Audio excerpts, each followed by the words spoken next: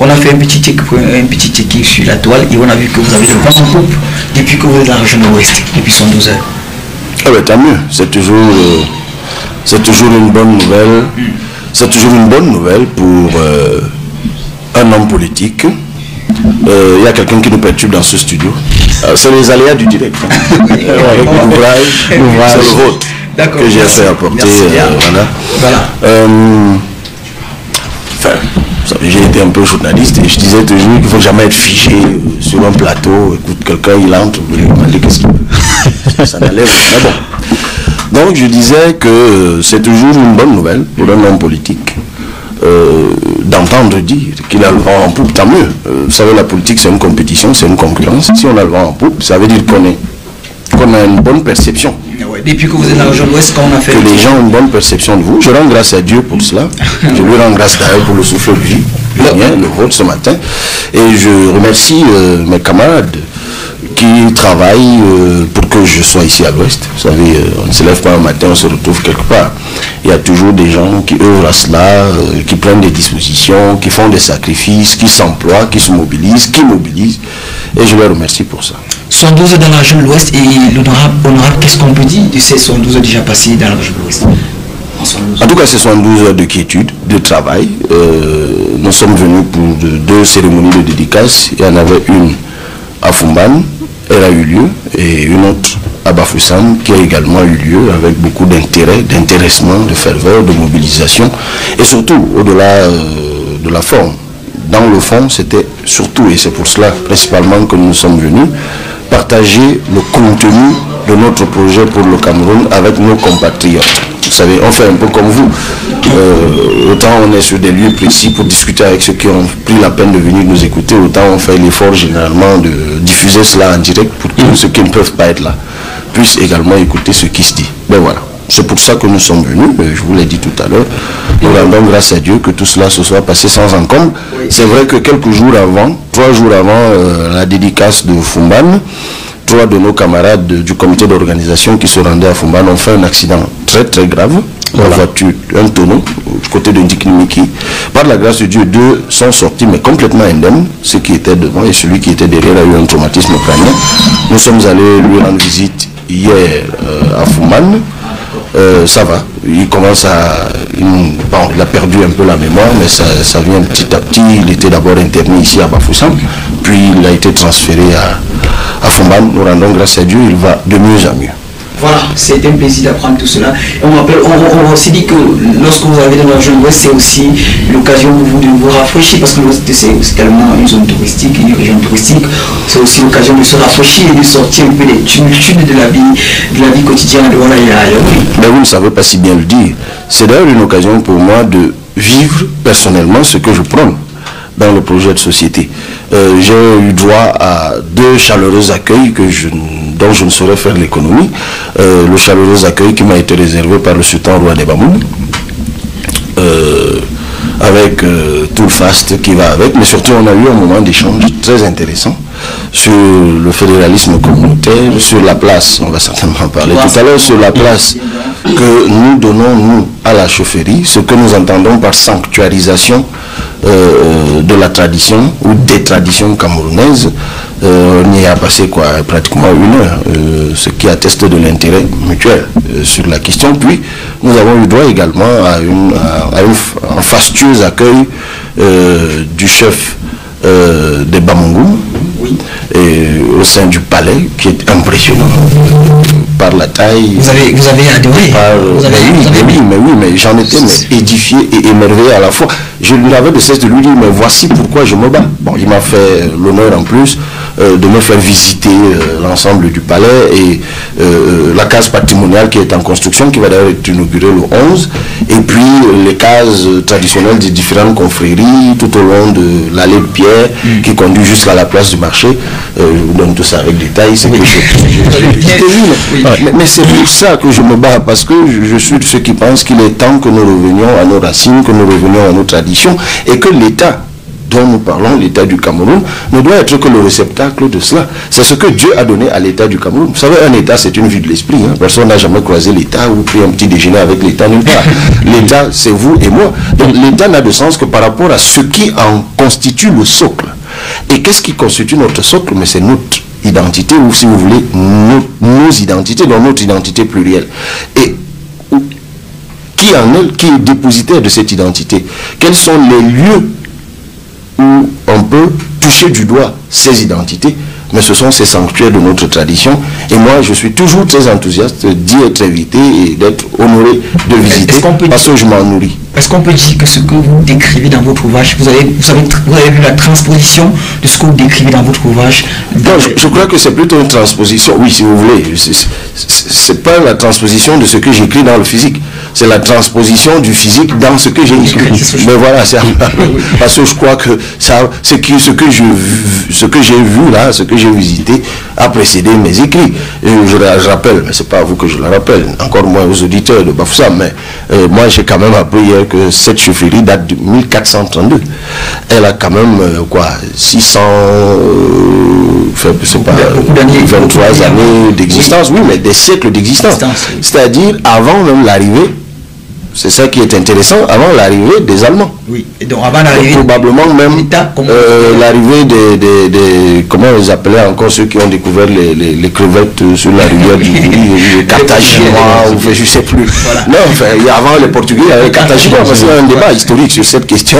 Et il se dit que ce n'est pas vraiment les Portugais qui ont découvert les premiers, c'était les Carthaginois qui faisaient faire des exploits. C'est d'autres débats que nous laissons aux historiens. Donc, de savoir qu'une chefferie comme celle-là existe depuis des siècles. Non, écoutez, ce n'est que nous qui venons intelliger tout cela et articuler cela à l'état que nous projetons pour le Cameroun. Honorable, les gens qui vous écoutent aujourd'hui s'interrogent. Vous avez venu à Bafoussam pour une dédicace, mais après on vous a vu au niveau des chaufferies, vous avez expliqué comment se présentaient ces chaufferies, la beauté qui s'y dégage. Mais les gens s'interrogent également sur les motivations qui vous ont poussé à vous rendre dans ces chaufferies-là. Au-delà de la simple visite, est-ce qu'il y avait d'autres motivations particulières qui vous amènent à visiter ces chaufferies? Bien sûr, je Parce qu'il y a plusieurs chaufferies dans la région de l'Ouest. Vous avez choisi Bamboum et bon, à Fumban, dans le monde, normalement c'était le sultanat qu'il fallait visiter. Mais lorsqu'on arrive à Bafoussam, il y a plusieurs autres. Mais les gens, on s'interroge certainement de savoir pourquoi l'honorable a choisi cette chefferie-là particulièrement. Non, mais une étape après une autre. Là, j'étais à Fumban. Oui. J'ai visité le sultanat. Je suis venu à Bafoussam. J'ai visité la chefferie Bamungou, qui est, reconnaissons-le quand même, l'une des chefferies de premier degré de la région de l'Ouest la plus grande, en taille déjà. En taille. Oui, oui. Mais il faut qu'on se comprenne, lorsqu'on vient pour une visite courte, on ne peut pas tout faire. Donc on fait d'abord ce qu'on peut faire, selon aussi la disponibilité des autorités et publiques et traditionnelles. Donc si on arrive et que le chef est là et qu'il accepte et que son agenda lui permet de nous recevoir, mais c'est avec joie qu'on le fait. Donc c'est pas une discrimination en quoi que ce soit, c'est juste que c'est ce qui était faisable pour le moment que nous avons fait. Rassurez-vous, lorsque nous serons revenus, nous irons également vers les autres. Et quant aux motivations, nous nous en cachons, mais absolument pas. Nos intentions sont très bien connues de tous, mais si ce n'est pas le cas, je les rappelle, j'ai l'intention d'être élu président de la République en octobre 2025, et je sais que pour gagner... Vous allez chercher le soutien Mais absolument, je ne m'en cache absolument pas. Je sais qu'une autorité de la tradition, c'est une autorité morale. Donc ce qu'elle dit a un impact réel et immédiat sur les gens. Et qu'est-ce que moi, vous ont dit? Non, sur ce plan, je ne leur demande même pas de dire quoi que ce soit, de me dire quoi que ce soit. Ce que je leur demande en revanche, c'est de ne pas dire aux gens de ne pas me voter. À défaut de dire aux gens votez pour lui, je préfère... Mais voilà, donc je préfère qu'on en reste là déjà. C'est-à-dire, parce que si un roi dit à ses populations, celui-là je l'aime pas, je suis mort. Donc il vaut mieux que par la courtoisie que je manifeste en allant le voir, qu'à défaut de l'avoir complètement rallié à ma cause, parce que c'est d'abord aussi un citoyen, oui. mais qui traite aussi plusieurs personnes derrière. Mais c'est ça. Et quand vous le dites, on a l'impression que l'honorable a des craintes quant à ce que les chefs traditionnels de la région de l'Ouest puissent avoir un discours contre sa faveur. Non, ça c'est pas des chefs de la région de l'Ouest. Partout où je vais à la rencontre des autorités de la tradition, puisque vous avez checké tout à l'heure dans les réseaux sociaux. Si vous revenez sur la récente visite que j'ai faite il n'y a pas longtemps dans la région de l'Adamawa, j'allais systématiquement dans les Lamidas, systématiquement. D'ailleurs, il y a les autorités de la tradition que je vais visiter, il y a les autorités religieuses que je vais également visiter. Là, je devais rencontrer certaines autorités religieuses, mais c'est l'agenda qui ne l'a pas permis, donc on a remis à plus tard. Donc nous le faisons systématiquement, partout où nous allons. Donc nous sommes cohérents dans cette démarche, parce que comme je vous l'ai dit tout à l'heure, ce sont les autorités morales, donc par principe, qu'elles soient de la région de l'Ouest, ou de la Damawa, ou de l'extrême nord, ou du centre, ou du sud, c'est des gens qu'il vaut mieux ne pas avoir contre soi. Ben oui, moi je suis honnête sur ce point. Donc, mais pour ne pas les avoir contre soi, comme ce sont des citoyens aussi, ben, ils veulent savoir, lorsque vous êtes candidat à une élection présidentielle, quel est votre projet, déjà pour le Cameroun, quel est votre projet pour la tradition, ce qui les concerne au premier chef. Maintenant, ce sont des autorités de la tradition. Elles vous écoutent religieusement, puis elles se font une idée de vous que les autorités ne sont pas obligées de partager avec vous à l'immédiat. Vous, quand vous en allez, ben, vous nourrissez juste le secret espoir que dans votre dos, ils ne disent pas aux autres, bon, celui-là, je l'ai écouté, ça n'en vaut pas. Non, vous croisez les doigts et vous dites, au moins, quand les autres vont, ceux qui sont sous son autorité vont lui demander, ben, qu'est-ce qu'on a fait? Et il dira, bon, ok, faites-vous en vous-même votre jugement. C'est ce qu'on peut souhaiter au pire. Mais ce qu'on peut souhaiter au mieux, c'est qu'ils disent, oui, c'est intéressant, peut-être qu'il faut lui donner sa chance. Et vous savez, si un chef roi dit ça seulement, oui, peut-être qu'il faut voir dans quelle mesure on pourrait lui donner sa chance. Pour moi, c'est déjà du pain béni. Tiens, vous avez trouvé le mot. Voilà. On va donner l'occasion aussi. Voilà. Alors, vous êtes dans la région de l'Ouest pour la dédicace de votre œuvre, qui, on peut le voir sur la première de couverture, ce que j'ai vu, qui est le titre de votre livre. Un titre qui pousse à se questionner. On se demande réellement qu'est-ce que vous avez vu. Ben, il vous suffira déjà de lire l'ouvrage. Hein. Vous saurez ce que j'ai vu. Vous m'avez à côté de vous maintenant. Vous êtes l'auteur, donc c'est... Évidemment, je suis là pour vous parler, tout le monde vous donner un sommet. Ce que j'ai vu, on sait que vous êtes entré à l'Assemblée nationale il y a quelques années, et après, quand vous dites ce que j'ai vu, le commun des mortels peut penser à beaucoup de choses, et après, c'est ça qu'on voudrait bien savoir. Eh bien, c'est ça, la nuance qui est importante, parce que justement, a priori, lorsqu'on entend ou qu'on voit ce que j'ai vu, on se dit, l'auteur va faire le narratif de son vécu. Oui. Voilà. Mais ce n'est absolument pas le cas. Ce que nous faisons ici, c'est plutôt le narratif de ce que nous allons vivre. Ah oui, mais la particularité avec le verbe voir, c'est qu'il désigne à la fois ce qu'on a vu et ce qu'on a vu. Vous voyez, je montre les deux directions. Ce qu'on a vu physiquement, ce qu'on a vécu, le verbe voir le désigne. Mais ce qu'on a vu dans l'avenir, le verbe voir le désigne. Ou si vous voulez le champ lexical du verbe voir, ça s'appelle vision. Donc lorsque la vision, il vous est certainement arrivé à vous-même d'avoir même des visions. Souvent dans le sommeil, chacun a ses dons, il y a des gens qui voient l'avenir. Et là, c'est une vision. Et la vision que nous avons pour le Cameroun, c'est le Cameroun, justement, je vous en donne les libellés, le Cameroun qui protège et qui libère les énergies. Et cette vision, parce que pour nous une vision ne doit jamais dépasser une phrase, cette vision nous la déclinons dans cet ouvrage comme notre projet de société. Parce qu'une vision, en fait, ça se décline doublement. Une vision, comme je l'ai dit, c'est une photographie sommaire. Puis, vous la déclinez sous forme de projet. Et après, vous la déclinez sous forme de programme. C'est-à-dire, comment vous allez réaliser votre projet. Parce que le projet, c'est toujours une projection. Maintenant, concrètement, de façon programmatique, qu'est-ce que vous allez faire? Donc, après cet ouvrage, il y a autre chose qui va suivre. C'est le programme. Le programme. Oui, mais généralement, les programmes, on les présente quand on s'approche déjà de la campagne, c'est-à-dire la déclinaison programmatique, palpable, mesurable, concrète de ce qu'il y a dans le... Et encore que nous, on a mis un peu la charrue avant les bœufs. Sur plein de sujets là, pour ceux qui ont parcouru l'ouvrage ou qui vont le lire, ou qu'il y a déjà des aspects programmatiques qui en sont déclinés. Donc voilà, maintenant, là encore, j'étais... Qu'est-ce que j'ai vu? Ce que j'ai vu, c'est comment éradiquer la corruption. C'est le premier chapitre. Ce que j'ai vu, c'est une idéologie pour notre pays. Parce que l'idéologie, c'est la projection idéale qu'on se fait de son pays. C'est absolument important. Vous ne pouvez pas faire de la politique sans idéologie. Parce que c'est le cadrage philosophique de ce que vous voulez faire. Absolument. Même dans cette radio, quand vous créez, vous mettez cette radio en place, vous définissez une ligne éditoriale et un peu votre idéologie. C'est le cadrage philosophique. Bon, d'autres sont enfin, beaucoup plus compliqués. Enfin, c'est dans d'autres domaines, on pourrait parler de la fenêtre d'Overton. Mais dans le cas spécifique de ce que nous faisons en politique, il faut absolument une vision et nous la déclinons, le fédéralisme communautaire. Ce que nous avons vu, c'est le retour aux sources. Ah oui, le recouvrement de notre souveraineté. Comment nous devons recouvrer notre souveraineté culturelle, souveraineté numérique, souveraineté monétaire. C'est des questions qui intéressent beaucoup les Camerounais, nous l'avons vu. Ce que nous avons vu, c'est la réforme de la justice. Ah oui, on ne peut pas se développer sans justice. Ce que nous avons vu, c'est la réforme du système éducatif. Ce que nous avons vu, c'est la décentralisation communautaire. Ce que nous avons vu, c'est la rénovation de l'État. Ce que nous avons vu, c'est comment créer des emplois et de la richesse. Ça, c'est le 11e chapitre, c'est même le plus dense, il fait plus de 100 pages.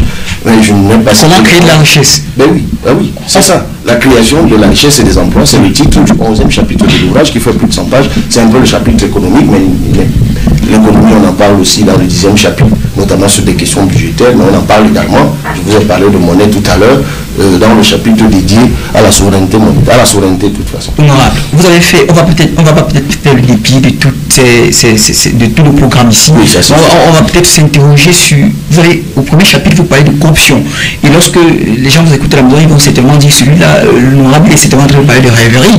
Parce qu'on sait que la corruption au Cameroun, c'est la gangrène qui traîne tout le monde par le bas. C'est tellement, et vous ne me direz pas le contraire.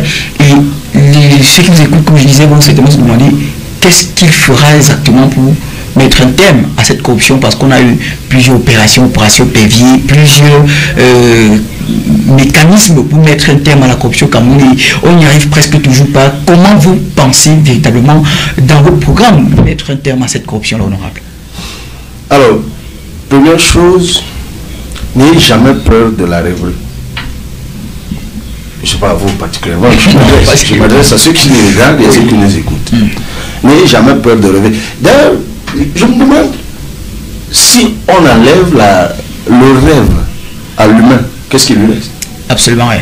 Parce que vos parents, lorsque vous venez au monde, ils ont un rêve pour vous. Et tout ce qu'ils vont faire en vous élevant, en vous éduquant, tendra à réaliser ce rêve. Le rêve, c'est une forme de vie. Donc, il n'y a absolument rien de mauvais. Parce que le rêve, ce n'est pas l'illusion. Mais c'est parce que vous avez employé le mot rêve. C'est deux termes qui ne désignent absolument pas la même chose. Parce que l'illusion, c'est le fait de s'accrocher à une chose dont on n'a pas les moyens de la réalisation. Ah oui, ça, c'est se faire des illusions. Alors que sur ce aussi, on a les moyens d'éradiquer la corruption. Et le premier moyen d'éradication de la corruption est entre les mains de ceux qui trouvent que c'est une rêverie. C'est l'alternance. Oui. Parce que nous avons un vieux système gouvernant depuis plus de 40 ans. Et pour ce système gouvernant, la corruption est l'oxygène. Vous leur enlevez la corruption, le système tombe le lendemain. Vous faites tomber le système, la corruption disparaît le lendemain. Peut-être pas le lendemain immédiatement, mais vous créez les conditions d'éradication de la corruption. Parce que malheureusement, la corruption est dans les comportements. Et vous savez également que ces comportements-là datent de plusieurs années. C'est ce que je dis. C'est insidieux. Les comportements sont enracinés. Donc, faire tomber le système ne va pas éradiquer. J'ai même un mot plus fort qu'enraciné. Les comportements se sont ossifiés. Ouais, vous voyez comment l'eau c'est dur. C'est vrai qu'ils se cassent, mais ils se sont ossifiés. Donc, c'est par là qu'il faut commencer. Tout à l'heure, vous avez essayé d'évoquer effectivement, et nous revenons là-dessus dans l'ouvrage, sur toutes les mesures de lutte contre la corruption qui ont été mises en place, toutes les institutions. Mais évidemment que, de ce point de vue-là, le Cameroun fait partie des pays au monde qui disposent du meilleur, fait partie au monde des pays qui disposent du meilleur dispositif de lutte contre la corruption. Depuis les cellules de lutte contre la corruption, dans toutes les administrations, en passant par le programme national de gouvernance, l'ANIF, l'Agence nationale d'investigation financière, la Commission nationale anticorruption, évidemment le code pénal et tout ce qui va avec, le tribunal criminel spécial, la chambre des comptes. Le Cameroun a reçu même de l'Union européenne des milliards et des milliards pendant des années dans le cadre du programme Choc, Change Habits and Oppose Corruption, ou changer d'habitude et s'opposer à la corruption. Ah oui, c'est vrai, dans ce cas-là, ça dit la même chose, hein, c'est HOC, Change Habits and Oppose Corruption, on va changer des habitudes et s'opposer à la corruption. Je n'avais jamais remarqué. Vous avez...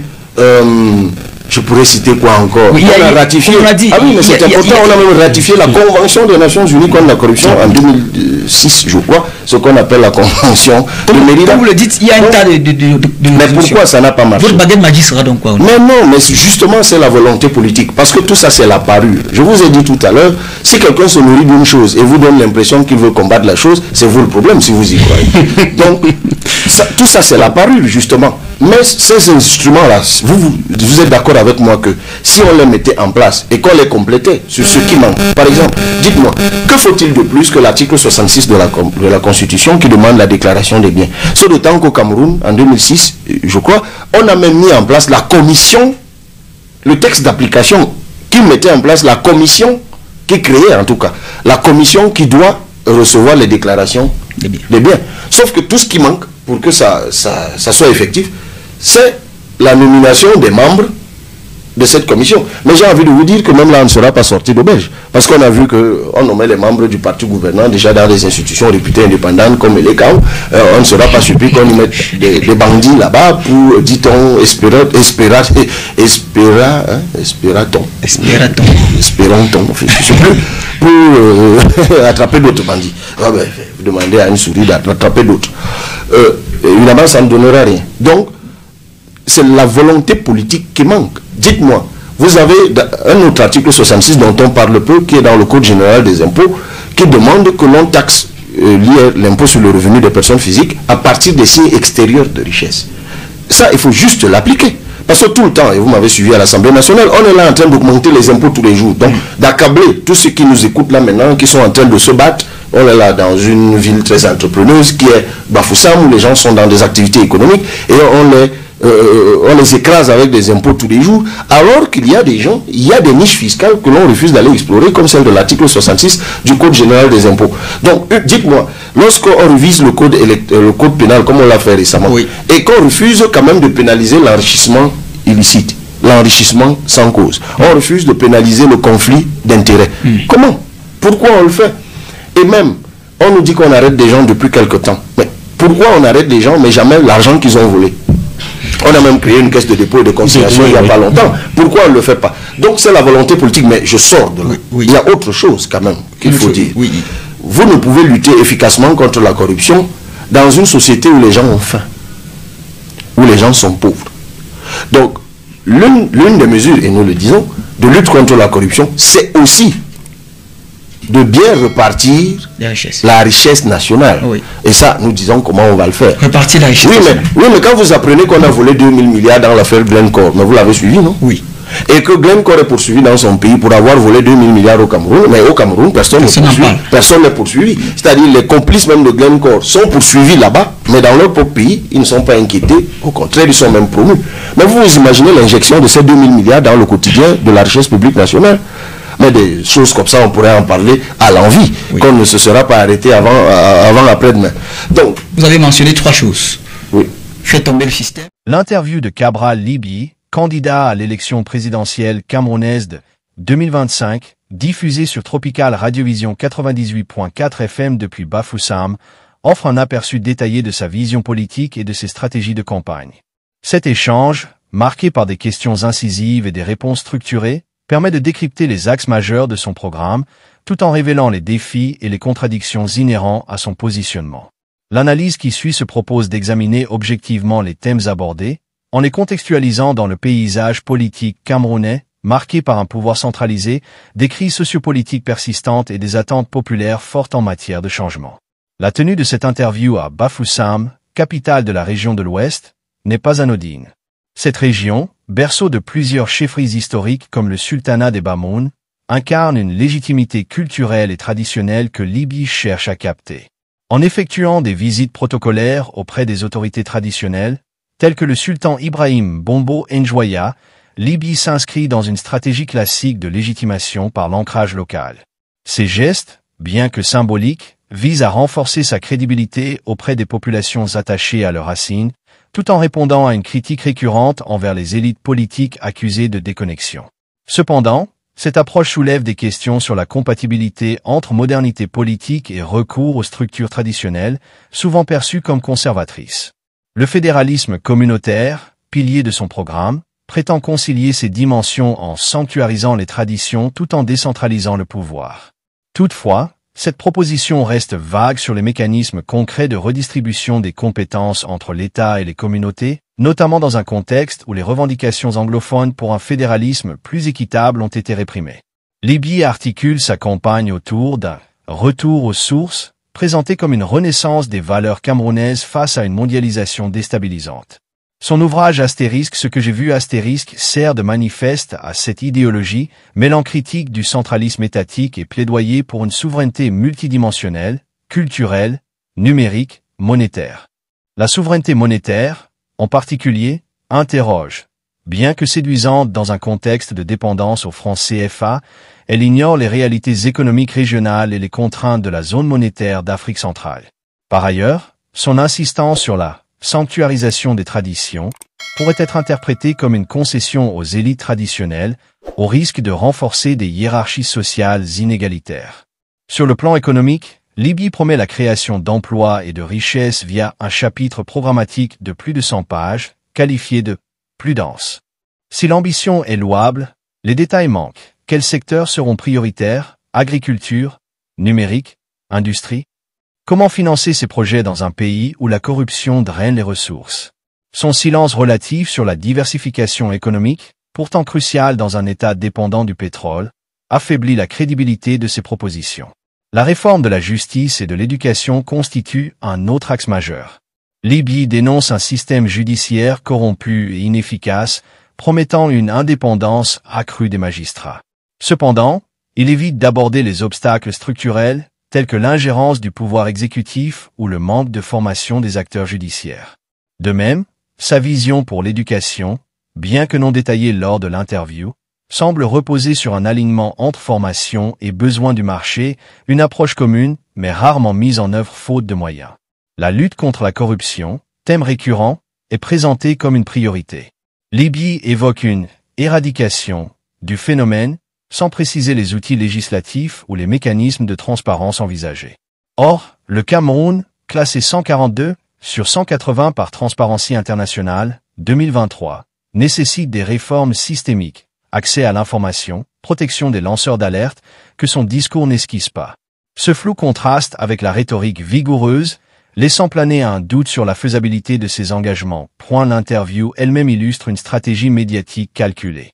En choisissant une radio locale à forte audience, Libye cible à la fois les populations urbaines et rurales, tout en utilisant les réseaux sociaux pour élargir sa portée.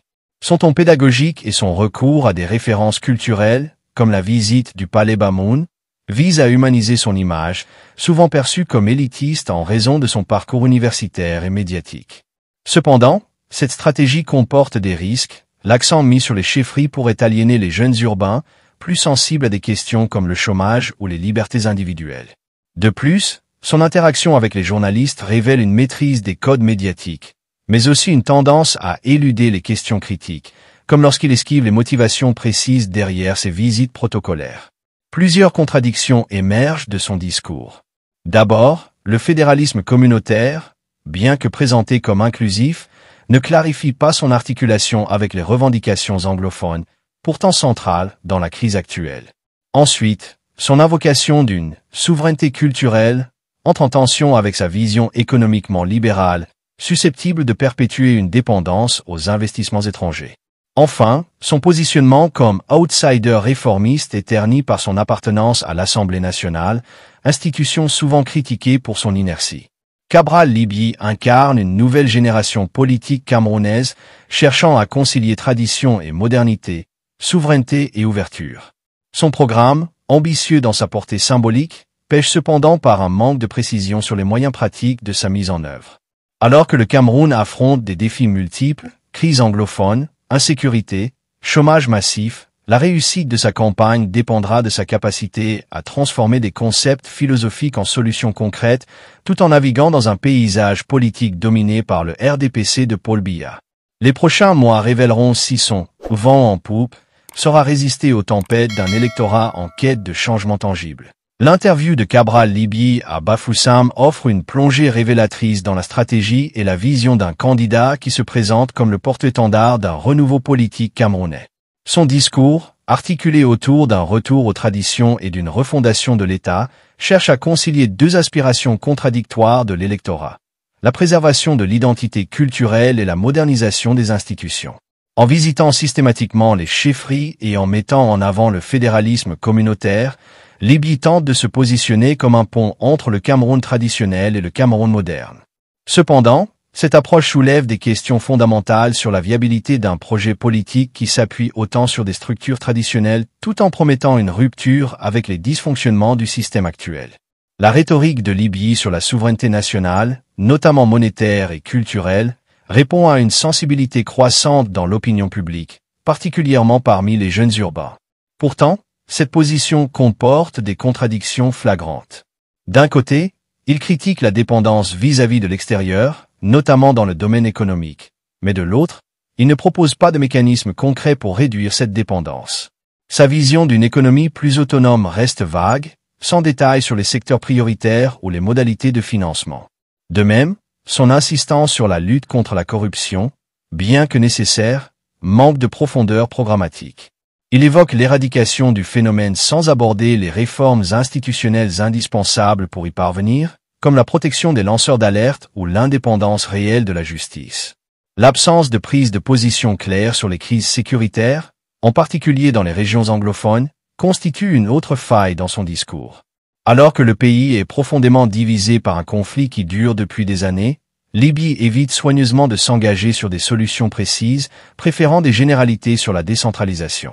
Cette prudence politique peut s'expliquer par la volonté de ne pas s'aliéner certains segments de l'électorat, mais elle laisse planer un doute sur sa capacité à gérer les dossiers les plus sensibles. Le fédéralisme communautaire qu'il promeut pourrait théoriquement apaiser les tensions.